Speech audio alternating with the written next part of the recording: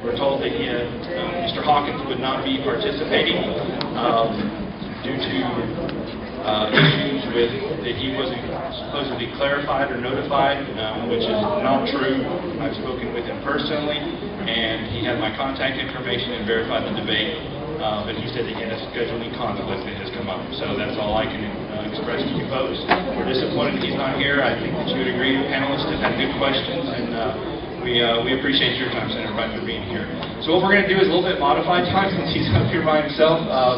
We'll still do an opening statement. If you want to tell us a little bit, introduce your family, let us know why you're running again, and then what we'll do is we'll open it up to the panelists for some questions, and then we'll have you have a quick statement.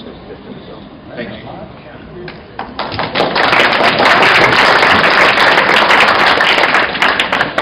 Thank y'all for being here tonight. I apologize, a little bit of a letdown. I'm sure you're looking forward to a spirited debate, and so was I. But it looks like we're not going to have one, so I just wanted to, I guess, answer the questions the panelists have and then open it up for anybody else who has any questions. We've been going through a struggle since I've been serving. I've been getting the mailers, and you guys get the mailers, and there's radio commercials and TV commercials. My business is struggling.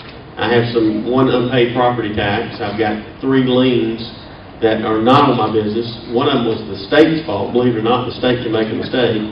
But all those are showing up on the literature and showing up on the radio. So I know that those of you that support me, get the questions. So I wanted to at least let you know what was going on.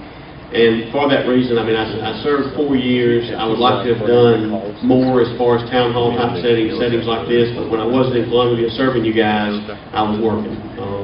My wife Amy's here tonight, my daughter Kaylee, Kendall, my father-in-law, mother-in-law David and Joan Byers. I can just about introduce the whole room, but as soon as the session ended, that week, my wife went to the beach with her parents, and I worked 98 hours. So my business is downsized now to the point to where, it's not near what it was, but it's something that I don't have to spend, near the time either. And I've gotten involved in another line of work, so I'm basically working 3 jobs. But I really have a passion to serve you guys, and I want to go back to Columbia. I'm not looking to be a lifetime politician. As long as I feel like I can be effective and not be corrupt by the system, which since I've been in office, when I was first elected, and you can let me know when my time's up. You want me to just take the whole 4 minutes? That's right. I'll take this too. But since I've been elected, I have become a lot more fond of term limits. The system does change people. You get down there and, I haven't, Kevin Bryant, there's very few of us that haven't. But you start to see it. I've seen it in legislators that I used to look up to, 8 years ago, that it started to wear on them. The way the budget's passed, it's not the best. And there's Senator Shane Martin.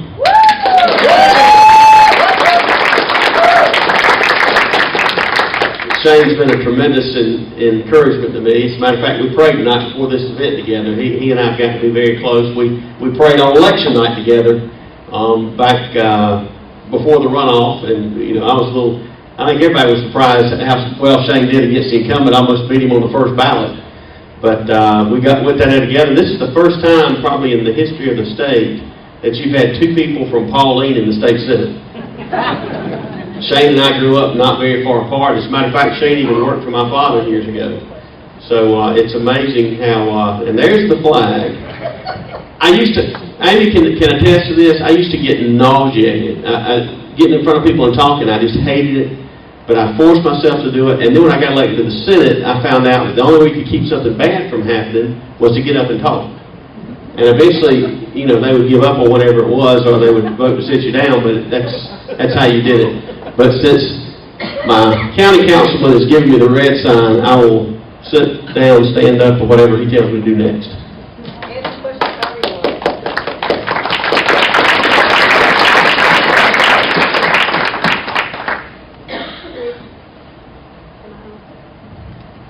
Lee, this is really not fair because John's not here to ask this question, so answer it best you can. Folks are sick of the negative campaign. Can you say anything good about your opponent?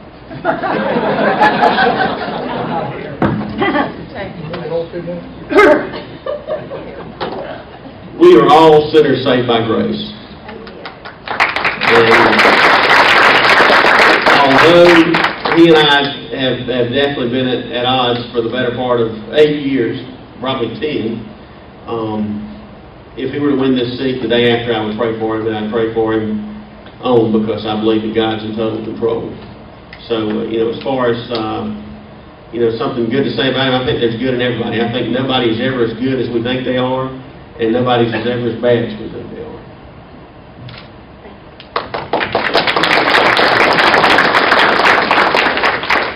Should we have a competitive grants program?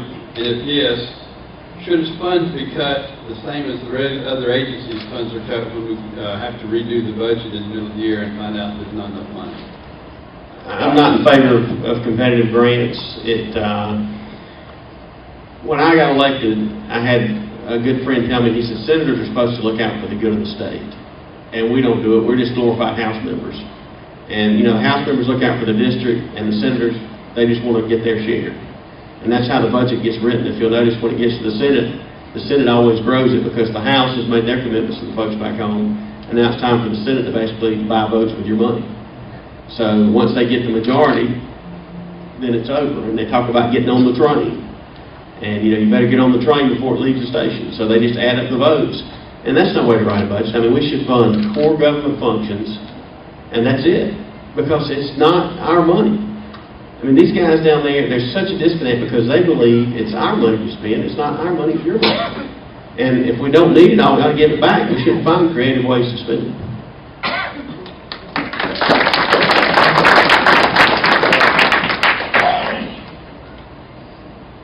This next question, I want to preface this because I have high regard for you. And when I look at the list of senators, and we have so few good conservative senators, and I believe Shane and yourself are some of the very few that we have. So I'm asking this question because I just need to know the answer, and I please take in the spirit of that. On May 17th, in response to the primary mess where 180 challengers of both parties were thrown off the ballot, the Senate unanimously passed S. 1516, which states that the county election commissions and state election commission would accept candidate filings and be responsible for candidate verification and certification. As a Tea Party activist and a Greenville County officer, I was extremely upset. And when I looked at the list and I saw unanimous and I saw both of your names on there, I was ready to spit nickels. I was pretty pissed off. So I have two questions because I just want to understand. I know you're down there. I know it's a tough place to be. I know there's a lot of people that I personally don't like down there. But Jake Knott sponsored the bill, and I need to understand why you voted for it. It's in committee now where we believe it will go nowhere. But in hindsight, would you vote for it again? Well, there were a lot of good things about it. The bad thing was, you don't want to take away the power from the party, but the problem is that the party officials are elected just like we're elected. And when you have turnover, whoever is handling that needs to know the law. And my concern was you get here, so you have a full-time person who does nothing but deal with elections versus somebody who has to focus on getting candidates elected, focus on events. I mean, especially with presidential primary years, they got to focus on getting those folks in, and they do all that in a volunteer position.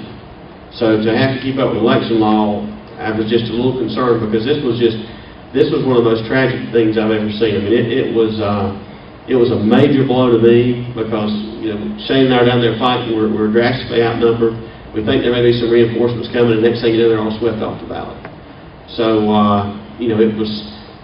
Would I make it different? I'm really torn about the party because I want the party to have the control. I mean, I'm for registration by party. I mean, I do want the party to have the control, but I don't want anybody to be denied ballot access for somebody else's mistake.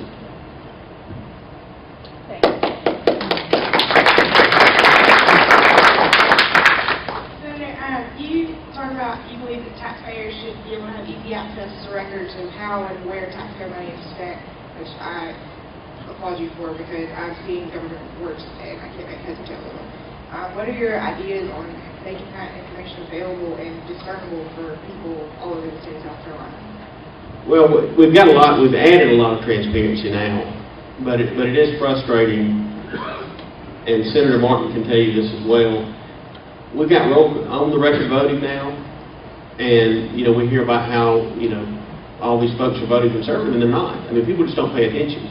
I don't know how much information you can give them to, I mean, we're already putting a lot of the spending online, but you have folks like yourself who's extremely informed, who really wants to understand, and then you got folks that the only time they even think about their elected officials is the day they go into the poll, and, you know, their friend across the street told them who they should vote for. So I want every bit of the information public that we can get public, but very little of it is utilized. I mean, when I think about, you know, sometimes you wonder if you're more effective on the inside or the outside. And when I look at some of the ways things are done, and it is so transparent now, if people would just publish this stuff. But, you know, the newspapers, you know, they're facing the same business problems that everybody's facing. And they got less and less staff. They're having to rely on more and more national reporting. And I mean, we just don't get that hard-hitting analysis that we need. And, you know, the Tea Party group and a lot of other groups are getting involved and getting that information out there.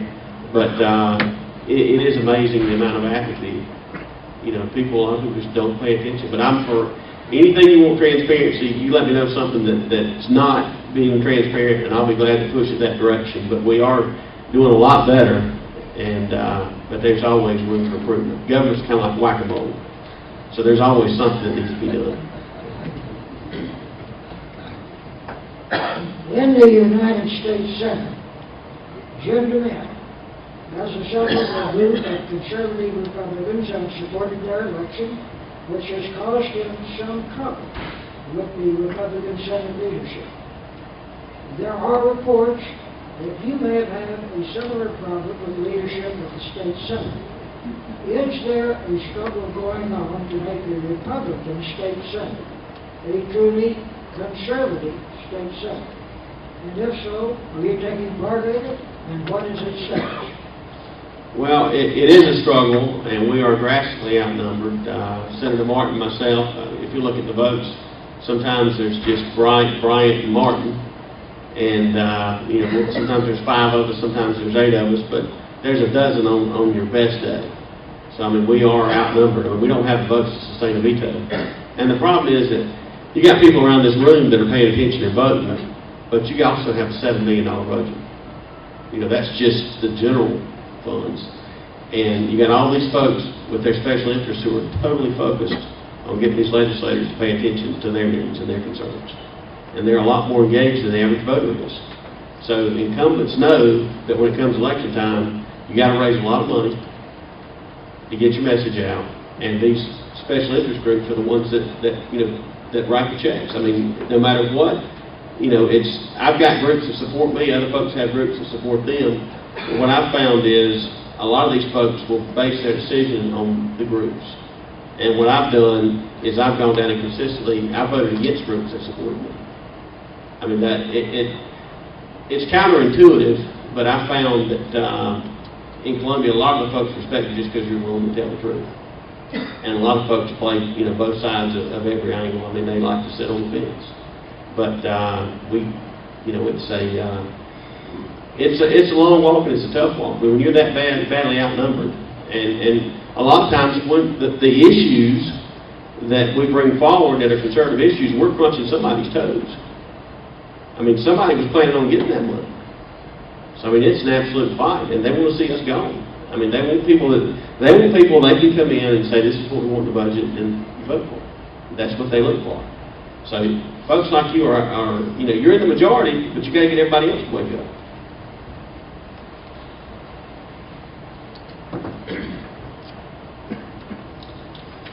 What do you plan on doing to make sure the local government fund is adequate enough to sustain the state-mandated programs? Well, we've got a great county council member right here. And that's one of the things that I'm sure he faces on the county council is everybody comes to you. Everybody comes to you wanting something. You don't hear from the average voter. You hear from somebody that want something done in their neighborhood. You know, they want a street, you know, they want a sidewalk, they want a park, they want something. And until the taxes start to go up and you figure out the government's out of money, then they start asking questions, where did the money go? But up to that point, the lobby is, buy me this, buy me that. I mean, you know, I was a big fan of Michelle Bachman's, and of course I'm a big fan of Ron Paul's, but Michelle Bachman said that the problem we've got in this society is we have people that want other people to pay for their stuff. And that's what it comes down to. And to me, I met with county council members prior to Councilman Nutt being elected. They came to my office and said, we don't have enough money in the county fund. We need some help. And I said, well, let me ask you a question. I said, what, if you don't get the money, you still have to fund law enforcement? He said, oh, yeah, that's a priority. And we went down the list, and then he started listening to nonprofit groups that they wouldn't be able to give money to. And I said, well, you know, that's charity. And the difference between charity and tyranny is, charity is when he takes a dollar out of his wallet and gives it to me. Tyranny is when the government says, give me that dollar, or I'm going to take your house, your car, and everything else. So, I mean, I don't think that government should be involved in the nonprofit business.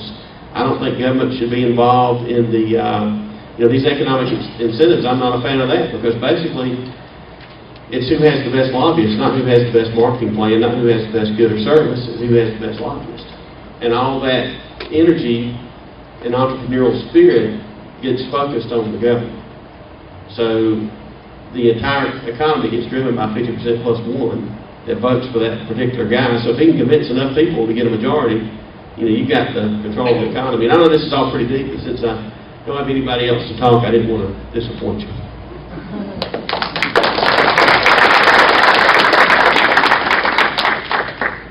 You mentioned incentives. Do you believe in tax breaking incentives for corporations to come and move into the state? I think we need to be competitive. I think when we're not competitive, like the data centers, all the other states basically had a deal for data centers, we didn't. But yet that was something that we had the infrastructure in place for, and we were not competitive. I think to make our state competitive with folks, I understand it, but just to go out and basically buy folks to move in, that really bothers me. Because, you know, like I said, then again, you've got the government picking the winners and losers. And that's just dangerous, because, you know, government should be in the business of protecting our liberties from others. And that's dangerous. I'm asking for insider information here. What's the likelihood of them passing the school choice bill this week? I don't know. I mean, the Senate's amazing. I mean, you really don't know what's going to happen. I mean, I mean, I'm under assault. I mean, this election wouldn't even be close if I wasn't for school choice. But folks have just demonized the issue to the nth degree. And we've got good schools up here, but we need to have questions answered. You know, we're spending all this money in the lower part of the state. These kids are going to jail or going on welfare, and we're paying for them forever. And we're talking $16,000, $17,000 a kid. But we've got discrepancies right here in Spartanburg. I mean, we're sitting in District 5 right now, about $12,000 a kid. But yet we've got great results coming out of Woodruff, District 4, at $9,000 a kid. And why is the kid over here worth $3 grand more than the kid down there? I mean, there's just some major problems with the funding.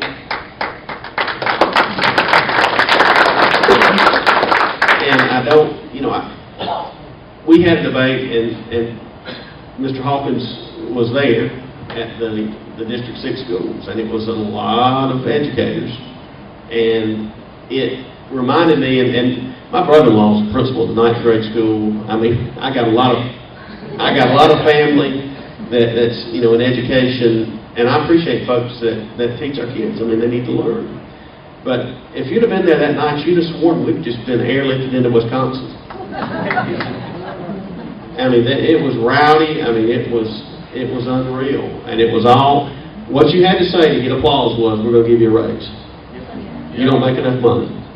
That's all you had to say. And people told me, you know, these teachers are going to, and I had a superintendent tell me that the teachers were going to start getting engaged in elections if they could get Republican voter lists. And they would be coming after me because of my school choice stance. And I've always said that teachers are educated. They should, if we'll give them all the facts, they'll make the right decision. I mean, they're just like us, and most of them are conservative. We just got to get the facts to them.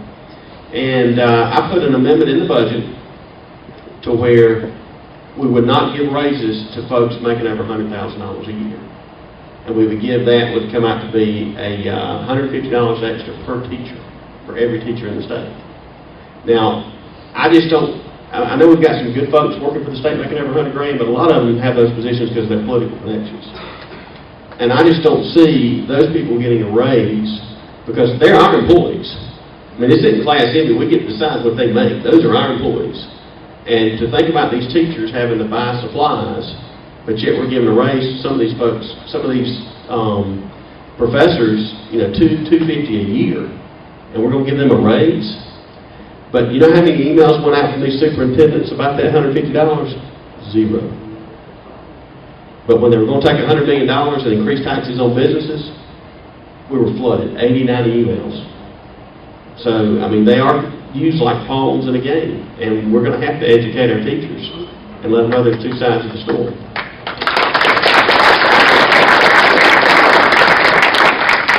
I agree with that. I've just recently been out of high school, so I've lived exactly what you're talking about. Teachers complain about budgets, and it's awful. But you talk a lot about apathy, and I see that in my generation all the time. Most of us don't care, don't want to care, don't think it's our responsibility, even though if you got everyone my age to vote, it'd be an incredible difference. What do you think that that's going to do as far as getting people my age out and informed and to the good of this? Well, a lot of folks know that I was, you know, I mentioned it before, I supported Michelle Bachman originally, and then when I went with Ron Paul, a lot of people got upset, but I really believed that what he said he believed. And I talked to my daughter, Kaylee, and she watched the debate, and she said, I like that guy. And I said, which one? And she said, Ron Paul. And I said, why? And she goes, he believes what he says. All the rest of them are just a bunch of politicians. And, you know, when you're willing to say or do anything to get elected, Mark Sanford, I know he made a huge mistake, you know, from a personal standpoint. But he used to always impress upon me that we needed leaders that were willing to lose. That they need to believe in their causes so much that if they didn't win an election, it didn't matter. They just wanted to move their cause forward. And we don't have that. I mean, our folks, for the most part, our elected officials just want to get reelected. And they have very few issues that they're willing to lose their job over. Some of them don't have any. So, you know, it was really encouraging to me. I was looking forward to this election. It was really encouraging to me because the Tea Party sends out emails and these guys just start panicking. What are we supposed to do? What are we supposed to do? You know, they should know what to do. Do the right thing.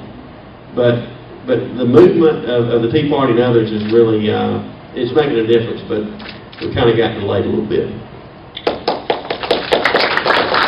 This is going to be our last question, Walter. Our last question for this evening, and then closing statements afterwards.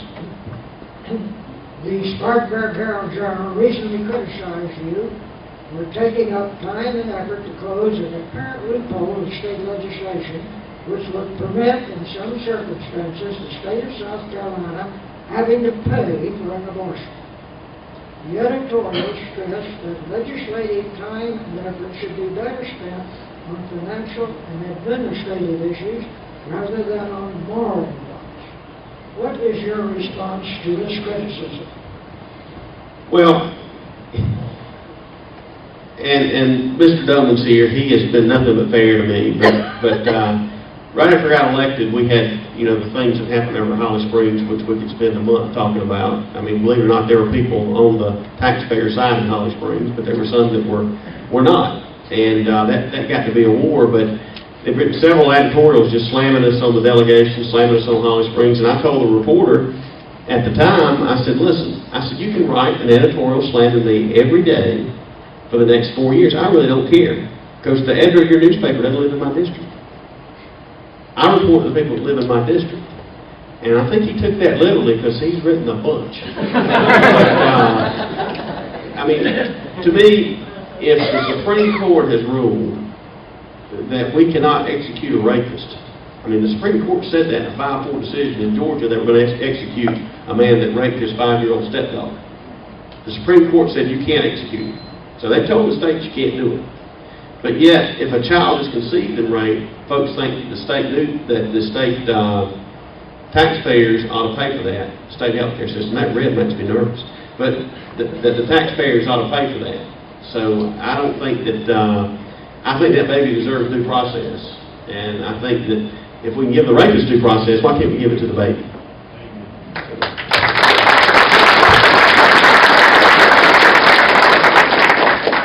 We have 2-minute closing session or statement for the last candidate, so about 2 minutes, and then we'll finish up here by 8:30. Starting to get a little stiff because, you know, I'm 42 now. But I just, you know, if anybody had any questions, I mean, I appreciate everybody coming out tonight. A lot of you are my supporters. Those that aren't, I wish you were. And I'd like to be able to talk you into that if you want to stay around. I've enjoyed serving for 4 years. You know, I'm the least likely to. I never thought I'd run for public office. My wife can attest to that. I mean, had zero desire. But I just saw a federal government trampling our rights and the state government not doing anything to stop them. And I felt like I could make a difference. And I was hoping, I've done more in the first 4 years than I thought I'd be able to, you know, as far as making an impact, but I'd like to have done a lot more. But we just need help. I mean, the bottom line is you guys determine who's down there. And just like you're here, and most of you here want to see good conservatives elected, they meet in other rooms and they don't want good conservatives elected. And they're writing checks and they're doing whatever they can do to make sure that the conservatives are gone. Because we're a pain in the neck, I got to tell you. I mean, Senator Martin can attest. I mean, when we threw those amendments up, they had a plan. And the plan wasn't good for you. So we throw up an amendment, we make them vote. And they're just furious. And if we're not there, guess what happens? They don't have to vote. I mean, we've got on the record voting, but see, you just can vote on the bill, the tricky amendments that go in, nobody really points it out. So what we do is, we look at the bill, and then we find that little area where they're really sticking it to you, and then we try to amend that out, and then make them vote on the record. And then we can prove to where, you know, the problem was. And I've had people beg me not to ask for roll call votes. I mean, run up to the podium, please don't roll call this. So, they know what they're doing is not right, but sometimes they don't like the bright light shining on them. And I want to thank Senator Martin because I've made him more skeptical, but I think he's kind of figured out that we probably should be.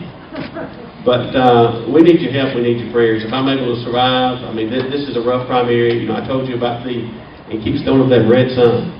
I told you about, you know, I've served 4 years in the Senate. I've cast so many votes. I mean, you know, basically, everything's on the record in my 4 years. Now, Mr. Hawkins served 12 years, and a lot wasn't on the record.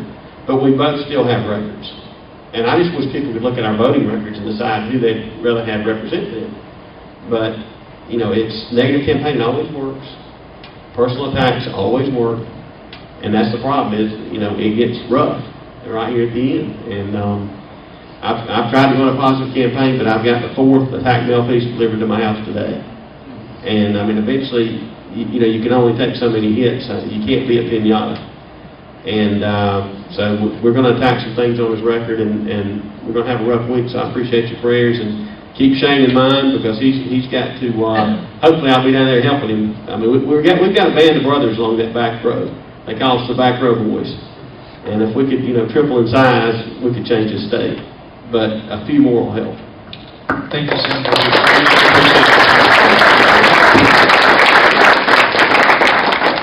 That's going to conclude our debate. Just one second. I do want to thank Karen Martin for leading the Spartanburg Tea Party. The organization, there's a lot of time that goes into that. As you know, she's at lots of events, and so I'd just like to thank her for putting this on. And